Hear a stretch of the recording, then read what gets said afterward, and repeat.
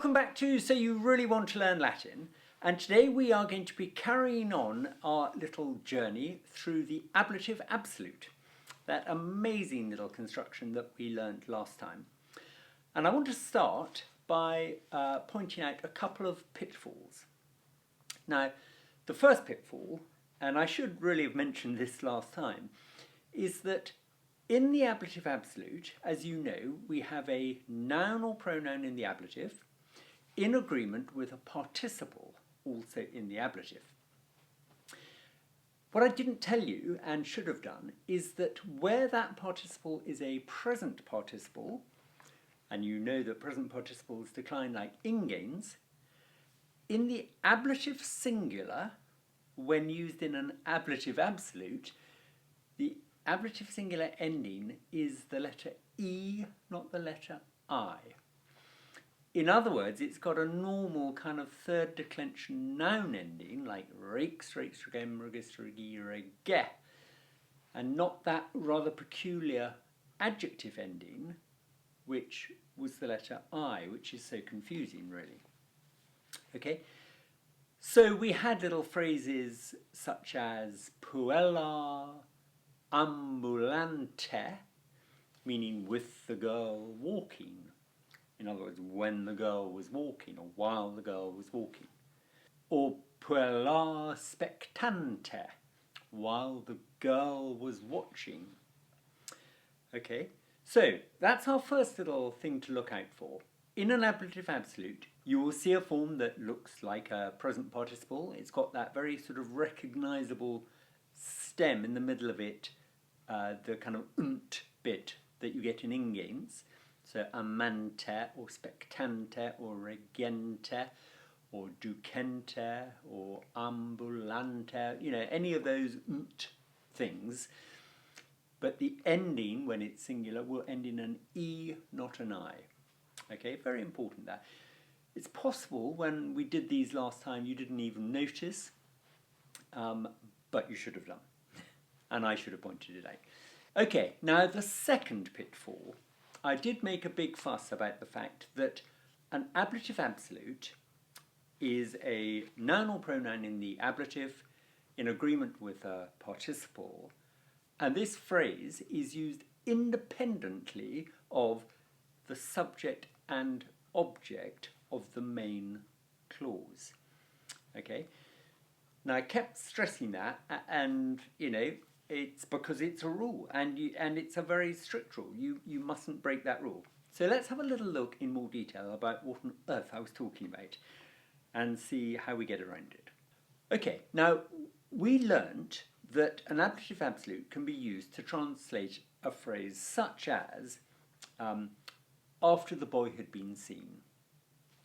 Okay, so instead of going for a postquam puer visus est, that sort of, you know, very traditional way of translating a temporal clause, after the boy had, whatever, we thought, oh, that's really cool. We can use an ablative absolute. And we can say, with the boy having been seen, puero viso. Okay?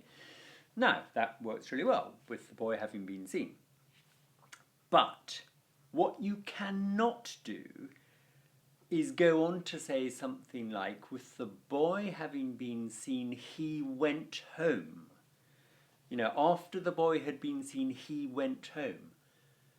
Because in that example, the boy is the subject of the main verb went home. Okay, and therefore the boy cannot be involved in the ablative absolute. Now that's not to say you can't use a participle to kind of wiggle your way out of the need to do a temporal clause, you know, the postquam business. Because what you can do is say, the having been seen boy went home. Puer visus domum rediit. Okay?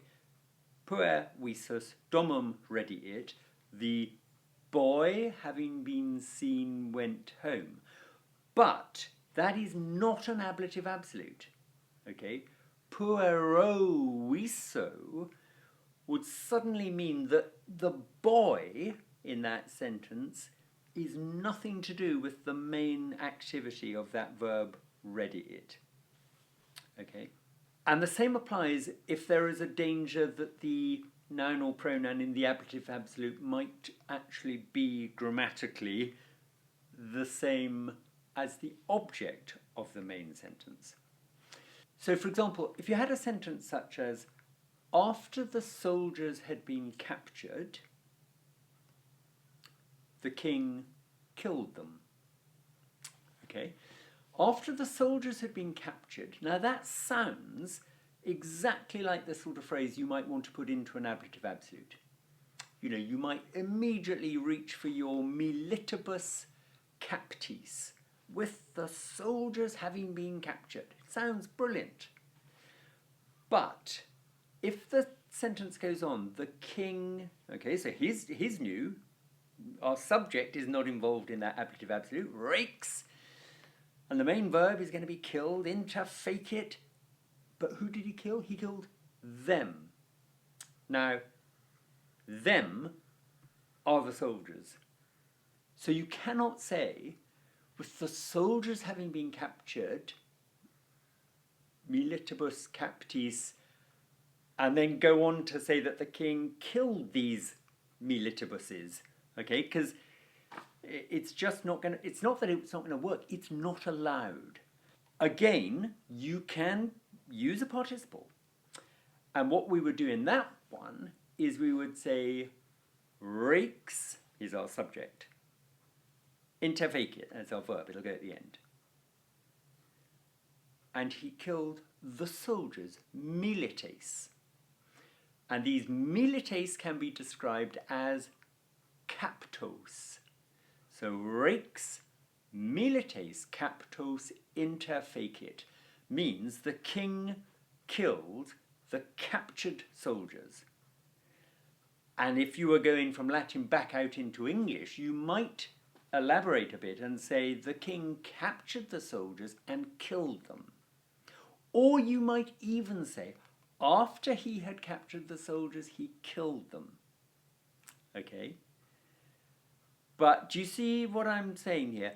The ablative absolute is really, really powerful as a way of using a participle phrase. But if it's going to be used correctly, it's in the ablative and it is separate, grammatically separate from both the subject and the object of the main clause. So the best way to ram that point home is to do some practice. Now we are in chapter 2 of book 3. We've moved on to page 21 now. And I'm just going to run through a couple of Latin sentences where you've got these participle phrases. Sometimes it is an ablative absolute and sometimes it is not. And you should always be able to note why an ablative absolute was used or could have been used and why in some it could not. Okay, so let's just have a little look at the first one. We have templis a consule aedificatis cives cibum non habebant. Okay, now at the beginning we've got an ablative absolute. They sort of look quite, recognizable. Templis a consule aedificatis. So there's our ablative absolute, templis aedificatis, with the temples having been built. And they were having been built a consula, by the consul. Okay, so with the temples having been built by the consul, comma, and then we're going on into the main sentence, cives cibum non habebant. The citizens did not have food. Okay, now the very clear implication is that the citizens didn't have any food because the consul had spent all the money on building temples. Okay, so there is I said last time when we talked about ablative absolutes, they're scene setters, and that's really the best way of describing them. They set the scene for the main clause. But they do very often explain it or place it in time. Okay, so they do sort of replace either a temporal clause, when the consuls had built the temples, or a causal clause, because the consul had built the temples. Okay, very, very natty little fellas. Okay, now then, second one, just see if you can see the difference here. Templa ab imperatore aedificata laudabant. Okay, templa ab imperatore aedificata laudabant. Okay, down to the main verb laudabant. They were praising. They, or a noun in the nominative plural. Back we come to the beginning, and we've got templa. Now, that's from templum. So, blum blum blum, blee blow blow, blah blah blah. Okay, so that could be a nominative plural, but the problem with that is temples couldn't really be the subject of the verb were praising. Okay, so you can disregard that and assume they are the object of the verb laudabant. So they, whoever they were, we don't know, they were praising the temples. And these temples are described as ab imperatore aedificata. Okay, having been built by the general or the emperor. Now, aedificata and templa, they are not an ablative absolute. Those words are not in the ablative. They do kind of look a little bit as if they were ablative feminine singular, but they're not. They are accusative neuter plural. So they, whoever they were, we are never told, they were praising the having been built by the emperor temples. Okay? That whole phrase, templa ab imperatore aedificata, that whole phrase is the direct object of the verb laudabant. Okay, now, best thing to do is you'll work your way, there are 10 of those to have a little crack at. Work out which ones do use ablative absolutes, which ones don't. But we'll now flip over and go the other way. So if you had to translate into Latin, after the Romans had captured the women, they killed them. Now, it looks tempting to say with the women having been captured by the Romans, you know, that would be a lovely ablative absolute. But just look at who's going to be the subject and who's going to be the object of the main verb. Okay, the main verb is going to be killed, and they is the subject. They killed them, and them is the object, and it refers to the women. Now, the women cannot, therefore, be put into an ablative absolute because they are going to be the object of the main verb. Okay? Can't do it. So either you have to do a traditional temporal clause with postquam, okay, or use a participle, a PPP, but be jolly certain not to put it into the ablative. Don't create an ablative absolute. Just make it agree with the noun that is going to be the object. Okay, so that would therefore be the Romans are the subject of killed, aren't they? So we've got Romani interfecerunt, that's our main verb, they killed. Now, who did they kill? They killed the women who they had captured. In other words, feminas captas. Okay, so you can squish it right down to Romani feminas captas interfecerunt. the Romans killed the having been captured women. Okay. Or you could do it as a temporal clause after postquam. Postquam Romani feminas caeperunt, after the Romans had captured the women, and then they killed them, eas interfecerunt. Okay, so that works. A couple of things. First of all, don't forget that postquam is followed by a perfect tense in Latin, where in English we expect a pluperfect. Okay, so that explained the tense of caeperunt. It wasn't caeperant, it was caeperunt, perfect tense. But the second thing to notice is that's so clunky. Postquam Romani, feminas caeperunt, eas interfecerunt. I mean, goodness, it goes on forever and ever and ever. Whereas if you just squish it all neatly into Romani, feminas captas interfecerunt, done and dusted, home, showered, shaved, and, sorted in 4 words. So just, if you can, use a participle to squish a clause into just 1 word, go for it. The Romans loved squishing things into participles. Okay, so we'll do as another one.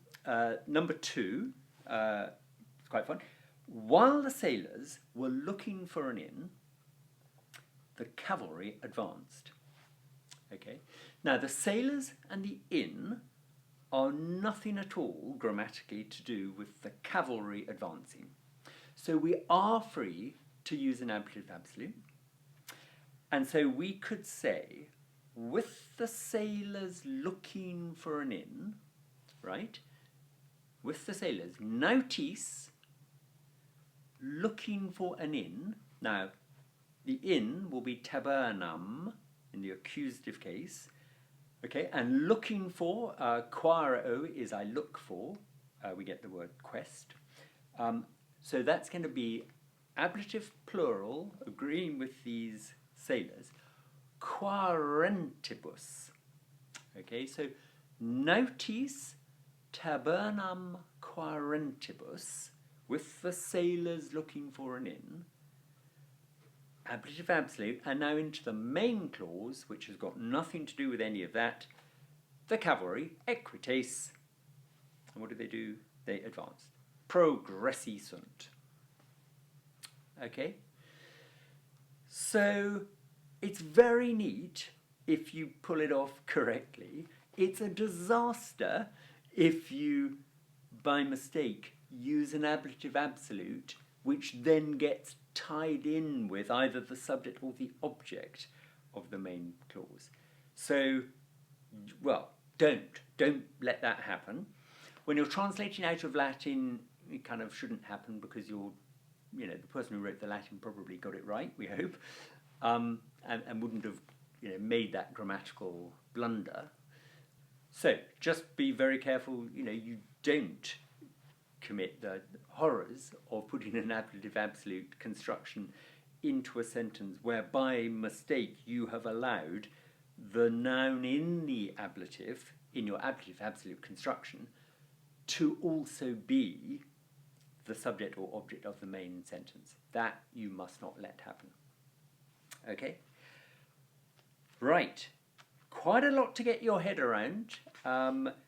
Next time we move onwards and upwards, we're going to have a little look at some slightly peculiar adjectives, nullus, ullus, solus and totus, and vetus. Blimey, 5 little things to have a little look at. But do keep up the good work. Keep working your way through these sentences. If you're getting them right, that's brilliant. Keep getting them right. The more practice you do, the better. Any problems, drop me a comment in the box below, and I will see you back on this channel very soon.